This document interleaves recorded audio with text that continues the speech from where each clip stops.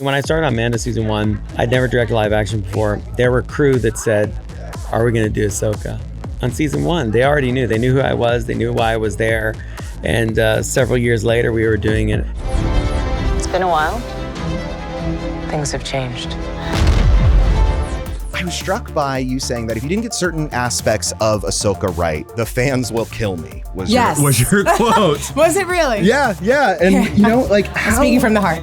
Yeah. But how do you balance being faithful to the animated series with wanting to tell new stories and take these characters to new heights? For me, my litmus test was Dave, obviously. This is a person who created this character and, you know, is on set every single day. And he just knew what he's been imagining and dreaming for this journey. And then to be able to collaborate with him and be able to share my vision for it. Being a fan myself, I always had the fans in the room with me. You know, I always knew what I wanted to see, what I wanted to experience, what I wanted to feel, what I wanted to share with folks. And so I think that just put us all on the same page. So, you know, we were always thinking about y'all. The different thing for me is that she's been around long enough now that fans do feel a sense of ownership over it, which it wasn't that in the beginning. Sometimes they felt a sense of anger about it because like, why does Anakin have this Padawan, you know? So I've been through all of that, but it doesn't really change what I'm doing because I know the character and her journey and where she needs to go, and we'll see just where that is. But yeah, Ro does a great job, and I love that she thinks about these things and is concerned about the fans, and she works hard and studies hard to get it right, and she does. It's such a process of digesting everything in the animation, watching it, getting the essence of the character, and then kind of forgetting about it when you shoot. I didn't watch it at all after I started shooting. I didn't want to get in my head about it. And there's always going to be opinions of whether people like it or not. I can't help that. I can only give it my absolute all, and that's what I did. The Jedi fell a long time ago. There aren't many left.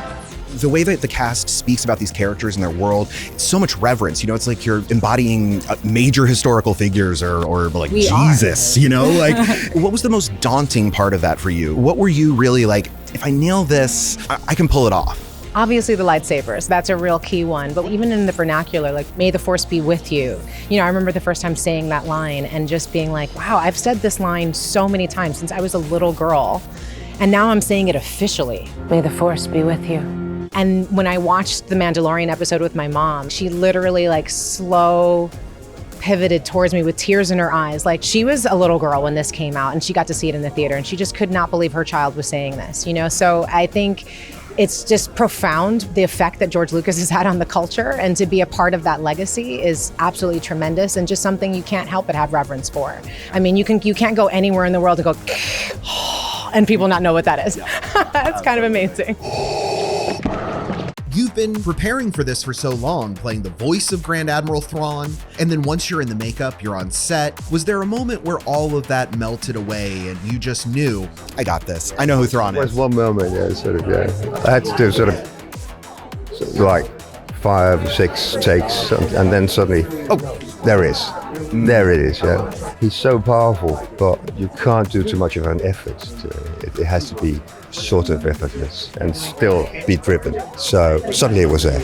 Boom. I didn't know if I could do it, to be honest, but I was really excited about having the opportunity to try, you know, because she's such a aspirational character and encompasses so many different qualities that we don't often get to see together, particularly for a female character, you know, to be such a strong leader in a military sense and to be such a strong leader in a maternal sense. That's a pretty relatable thing. I think there are plenty of women in our world who are, you know, leaders in many, many facets of life. So I was excited to get the opportunity to try and be that in this huge, amazing world that is Star Wars. Yeah, absolutely.